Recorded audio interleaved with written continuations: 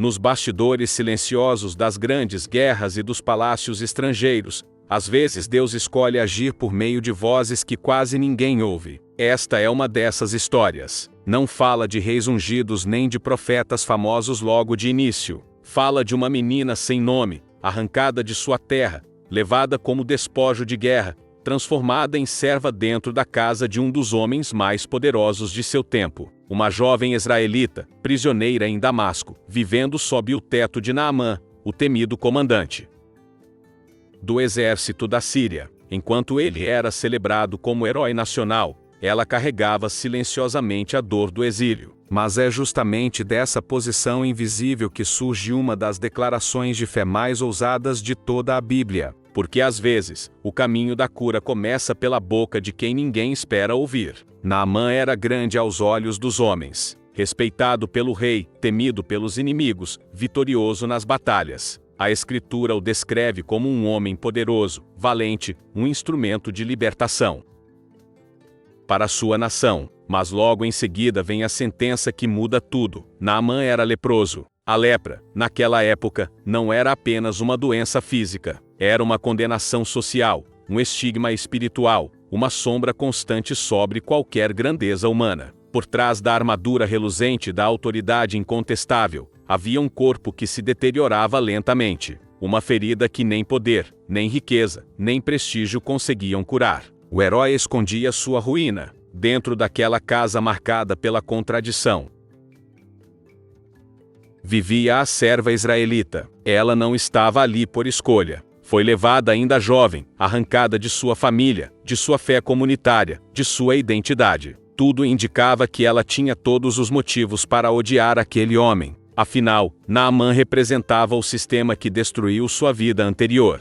Ainda assim, a Bíblia não registra nela revolta, rancor ou desejo de vingança. Registra algo muito mais desconcertante: compaixão. Enquanto muitos teriam se alegrado secretamente com a doença do opressor, aquela jovem escolheu enxergar além da farda e da hierarquia. Ela viu um homem ferido. O silêncio daquela casa era pesado. A lepra avançava, e o desespero crescia. Nem os médicos, nem os sacerdotes sírios, nem os rituais pagãos ofereciam solução. Foi então que, em um momento aparentemente simples, mas carregado de eternidade, a serva falou. Não gritou, não fez discurso, não exigiu reconhecimento. Apenas disse à sua senhora que, se Naamã estivesse em Samaria, o profeta de Israel poderia curá-lo. Foi uma frase curta, direta, mas continha fé suficiente para mover reis, atravessar fronteiras e expor o orgulho de um comandante. Aquela declaração não vinha de ingenuidade, vinha de convicção. Ela sabia quem era o Deus de Israel. Essa é uma das maiores ironias do texto bíblico. A esperança de cura para um general estrangeiro começa não em um altar, mas na boca de uma serva escravizada. Deus ignora as estruturas de poder humano e escolhe agir através de quem foi silenciado. O testemunho dela não foi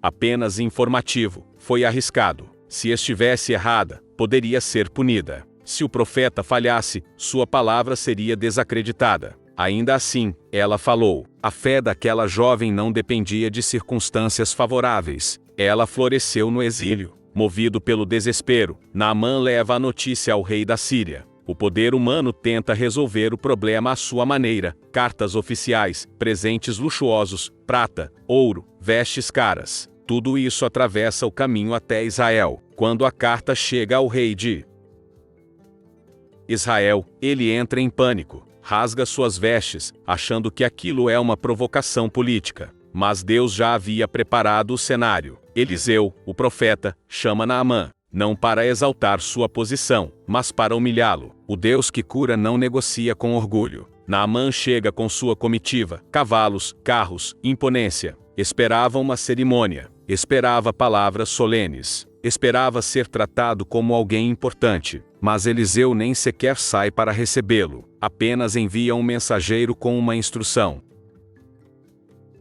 ofensivamente simples: vai, lava-te 7 vezes no Jordão. O orgulho de Naamã entra em colapso. Ele se enfurece. O Jordão não era um rio impressionante. Não havia espetáculo, não havia honra, apenas obediência. E isso era mais difícil do que qualquer batalha. Enquanto o comandante se debate contra sua própria vaidade, ecoa silenciosamente o papel daquela serva. Ela não estava mais em cena, mas tudo começou por causa dela. Sua fé havia colocado Naamã nesse confronto direto com sua soberba. E são outros servos, agora sírios, que repetem a lógica da humildade. Se fosse algo difícil, ele faria. Por que não algo simples? Naamã cede. E ao mergulhar no Jordão, não apenas seu corpo é restaurado como o de uma criança, mas algo muito mais profundo acontece. Seu coração é transformado. Ele reconhece que não há Deus em toda a terra senão em Israel. Essa confissão final conecta diretamente a fé inicial da serva. Ela acreditou antes do milagre. Ela apontou o caminho quando tudo indicava o contrário. E o texto termina sem jamais revelar seu nome. Isso não é descuido narrativo, é teologia. Deus escolhe não nomeá-la porque ela representa todos os invisíveis que carregam fé genuína. Ela representa aqueles que, mesmo feridos, continuam apontando esperança. Aqueles que, mesmo explorados, escolhem amar. Aqueles que, mesmo calados pela história, falam quando o Espírito manda. A mulher de Naamã, a serva israelita, nunca subiu em um púlpito, nunca liderou um exército, nunca escreveu um salmo, mas sua fé atravessou palácios, moveu reis e revelou a glória de Deus a uma nação pagã. Ela nos confronta com uma pergunta desconfortável: o que fazemos com a fé quando somos injustiçados? Guardamos silêncio amargo ou apontamos o caminho da cura até mesmo para quem nos feriu? Essa história não é sobre lepra apenas. É sobre orgulho, exílio, fé silenciosa e o poder devastador de uma palavra dita no momento certo. É sobre como Deus usa aqueles que o mundo descartou. Se essa narrativa falou com você, deixe nos comentários. Você teria a mesma fé dessa serva? Conseguiria apontar o caminho de Deus para alguém que faz parte da sua dor? Curta este vídeo se você acredita que Deus ainda usa vozes esquecidas. Inscreva-se no canal para continuar explorando os capítulos mais profundos e sombrios da Bíblia, e compartilhe esta história com alguém que precisa lembrar que, mesmo no exílio, a fé ainda pode salvar vidas.